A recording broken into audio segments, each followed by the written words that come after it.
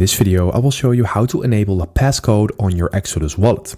So first of all, navigate to the tab all the way at the bottom right, and from here, click on Security. And once you do that, you will see this option Secure with Passcode over there.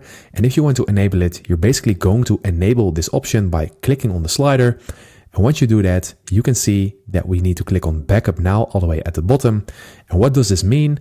This basically means that we must back up our wallet before setting a passcode. So backing up your wallet before setting the passcode basically means that you write down your recovery phrase somewhere safe, or that you make a backup with iCloud. So I have it already backed up with my secret phrase. So I can just go ahead and click on secret phrase in here. And now I'm going to click this box, click on view secret phrase, and I will come back to you after I've done this. So I have backed up my Exodus wallet, and now I can click on secure with passcode. So now I can create my passcode, as you can see.